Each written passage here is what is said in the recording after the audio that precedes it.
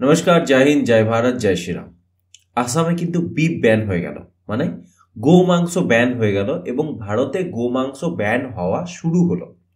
Public place, কোনো hotel, restaurant, এমনকি family gatherings, কোনো সোশ্যাল গ্যাদারিংস মানে সোশ্যাল জমায়েত, সামাজিক জমায়েত বা কোনো ধর্মীয় জমায়েতেও এবার আর গোমাংস খাওয়া যাবে না, এই অর্ডার পাস করলো অসম সরকার। প্রথমে বলে রাখি, আমার গলা একটু খারাপ আছে, শরীর খারাপ আছে, যদি শুনতে অসুবিধা হয় তার জন্য ক্ষমা করবেন। তো এই যে নিয়মটা পাস করলো অসম সরকার, সে এই নিয়মের জন্য কি বলেছে সেটা একবার দেখুন। তো উনি বলেছেন, সাংবাদিক বৈঠকে অসমের মুখ্যমন্ত্রী হেমন্ত বিশ্ব শর্মা বলেন, আমরা রেস্তোরাঁ, হোটেল এবং পাবলিক প্লেসে গরুর মাংস পরিবেশন এবং খাওয়া নিষিদ্ধ করার সিদ্ধান্ত নিয়েছি। ঠিক আছে, মানে পাবলিক প্লেস হয়ে গেল, পাবলিক প্লেসের মধ্যে রেস্টুরেন্ট পড়ছে, হোটেল পড়ছে, বা আপনি কোনো সোশ্যালি খাচ্ছেন, কোনো পিকনিক করছেন হোক, বা আপনি কোনো অনুষ্ঠানের আয়োজন করেছেন, সেটা বিয়ের ফাংশনস হতে পারে, অন্নপ্রাশনের হতে পারে, যে কোনো কিছু হতে পারে। ঠিক আছে, সোশ্যাল গ্যাদারিংসে হতে পারে, বা কেউ মারা গেছে তার হতে পারে, এবং পাবলিক প্লেসে কোনো রকমভাবেই খাবার পরিবেশন করা যাবে না। মানে প্রবলেম হচ্ছে এটাই, পাবলিক প্লেসে যদি পরিবেশন না করা যায়, তার মানে হচ্ছে কেটে বিক্রি করাও যাবে না। ঠিক আছে, তো তার মানে সেটাও ব্যান হলো যে তুমি কেটে বিক্রি করতেও পাবে না, তুমি খেতেও পাবে না, তুমি কোনো রকম ভাবেই পরিবেশন করতে পাবে না। হেমন্ত বিশ্ব শর্মা আরো বলেন যে গরুর মাংস খাওয়ার বর্তমান আইন কঠোর, তবে রেস্তোরাঁ, হোটেল এবং ধর্মীয় সামাজিক জমায়েতে গরুর মাংস খাওয়ার উপর কোনো নিষেধাজ্ঞা নেই। মানে এখন তো ব্যান হলো, এর আগের যে নিয়মটা ছিল সেটাও কঠোর নিয়ম ছিল, কিন্তু তাতে রেস্টুরেন্ট, তারপর হোটেলস, ধর্মীয় এবং সামাজিক জমায়েতে খাওয়ার প্রহিবিশন ছিল না, মানে তখন খেতে পারতেন, হ্যাঁ, খাওয়ার পারমিশন ছিল। কিন্তু এখন তবে অসমে আমরা সিদ্ধান্ত নিয়েছি কোনো রেস্তোরাঁ বা হোটেল গরুর মাংস পরিবেশন করা যাবে না, এটি কোনো পাবলিক ফাংশন, পাবলিক প্লেসে পরিবেশন করা যাবে না। মানে যেটা বললাম আমরা, যে পাবলিক ফাংশন হোক, পাবলিক প্লেস হোক, কোনোভাবেই গরুর মাংস পরিবেশন করা যাবে না। উনি বলেছেন, আগে আমরা মন্দিরের কাছে, মানে কামাখ্যা মন্দিরের কাছে, কামাখ্যা মায়ের মন্দিরের কাছে গরুর মাংস খাওয়া বন্ধ করার সিদ্ধান্ত নিয়েছিলাম।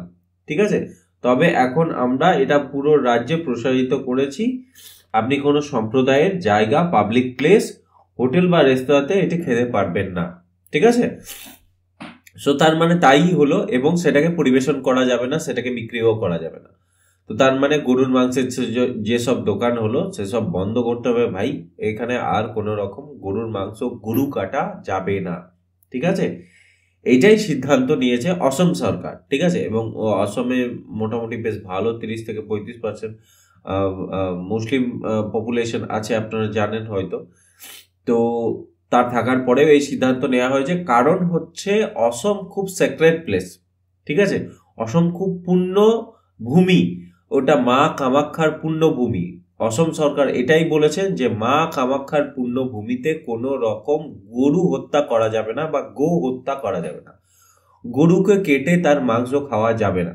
এবং আমরা সত্যি খুব ওয়েলকাম করি এরকম মানে ডিসিশনকে, কারণ দেখুন, এটা যদি অন্য কোনো কান্ট্রির হতো, আচ্ছা আপনি কখনো মানে এরকম আশা করতে পারেন যে মক্কা বা মদিনাতে শুয়োর কাটা হবে? সেটা আশা করতে পারেন না নিশ্চয়। মক্কা মদিনা মানে যেটা মুসলিমদের পুণ্যতীর্থ, সেই জায়গাতে শুয়োর কাটা হবে সেটা তো কেউ এক্সপেক্ট করতে পারে না, কারণ শুয়োর বা শুকরের মাংস মুসলিমদের জন্য হারাম। তো সেম একই হিসাবে গরু বা গোমাতাকে আমরা পুজো করি হিন্দুরা। ঠিক আছে, তো হিন্দুদের দেশ এটা, হিন্দুদের জায়গা এটা, হিন্দুদের পূর্ণ ভূমি এটা, এবং এখানে আমাদের যথেষ্ট মানে ধর্মীয় স্থান আছে যেগুলো আমাদের হিন্দুদের জন্য, যারা শাক্ত উপাসনা করে, যারা শক্তি পুজো করে, তাদের জন্য মা কামাখ্যার মন্দির কিন্তু বিরাট পূর্ণ ভূমি, সেখানে এরকম কোনো কিছু করা যাবে না। মানে ধর্মীয় যেটা নিয়ম কানুন, যেখানে যাদের যেটা নিয়ম বা ভাবাবেগে আঘাত হানতে পারে, তাদেরকে সেই জিনিসটা মানে থেকে বিরত থাকতে হবে। তো আমাদের হিন্দুদের যদি ভাবাবেগে আঘাত হয় তো তাহলে সেই জিনিসটা করা যাবে না। সেই জিনিসটাকে ইমপ্লিমেন্ট করেছে অসম সরকার, যে গো মাংস ব্যান করে দিয়েছে অসমে, এবং খুব তাড়াতাড়ি এই জিনিসটা ইমপ্লিমেন্ট হতে চলেছে ওড়িশাতে। ঠিক আছে, অসম সরকারকে দেখার পর ওড়িশা সরকারও এই সিদ্ধান্ত নিতে চলেছে, কারণ এই মুহূর্তে আইনের ড্রাফটিং চলছে, ওই নিয়মটা ড্রাফটিং চলছে এখন অসমের পর ওড়িশাতে। ওড়িশা সরকারও ঠিক করেছে ভগবান জগন্নাথের পুণ্যভূমিতে কোনো রকম গো হত্যা করা যাবে না, গো মাংস খাওয়া যাবে না। ওটার নিয়ম এখনো পাস হয়নি, তবে নিউজ মিডিয়াতে শোনা যাচ্ছে যে অসম সরকারকে দেখার পর ওড়িশা সরকারও এই একই সিদ্ধান্তই নিতে চলেছে। তো প্রথমেই জানাই যে এরকম যে কোনো ডিসিশনকে আমরা যথেষ্ট ওয়েলকাম জানাচ্ছি, সাধুবাদ জানাচ্ছি, কারণ হিন্দুদের পুণ্যভূমিতে, হিন্দুদের পুণ্য স্থানে সেই সরকার যেটা করছে, বা হিন্দুদের ভাবাবেগে যাতে আঘাত না হয়, কারণ যে গরু বা গোমাতাকে আমরা পুজো করি তাকে কাটা যাবে না।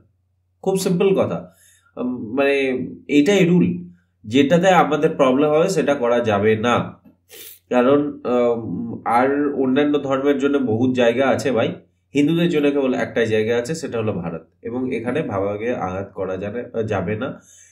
এবং এই যে গভর্নমেন্টের এই ডিসিশন আমরা সাধুবাদ জানাই। এবং এমন নয় যে শুধুমাত্র আমরা করছি, এর আগে ইউনাইটেড স্টেটসও মানে কনজামশনের জন্য, মানে খাওয়ার জন্য ঘোড়া কাটা বন্ধ করেছে।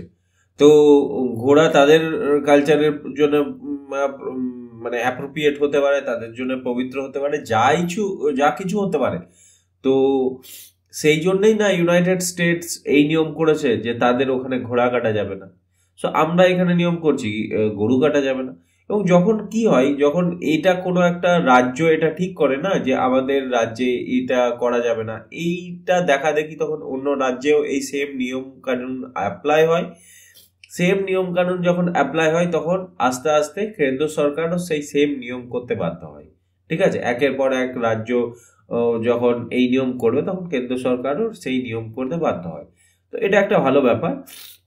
এবং ইউনাইটেড স্টেটসের মতো কান্ট্রি যদি বন্ধ করতে পারে যে তাদের দেশে কোনো রকম ঘোড়া কাটা যাবে না, খাওয়ার জন্য ঘোড়া কাটা যাবে না, তো তাহলে আমরা তো গরু কাটা বন্ধ করতেই পারি। কারণ আমরা হিন্দুরা গরুকে মানে ভগবানের সমান পুজো করি, মাতা হিসাবে দেখি, গৌমাতা বলি আমরা। সো আমরা খুব সাধুবাদ জানাই এরকম অসম সরকারের এই ডিসিশনকে, এবং আমরা আশা করছি যে আগামী দিনে অন্যান্য রাজ্যের সরকারও এই সেম জিনিস অ্যাপ্লাই করবে তাদের স্টেটে।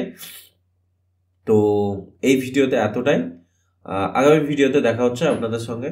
জয় শ্রীরাম, জয় শ্রীকৃষ্ণ।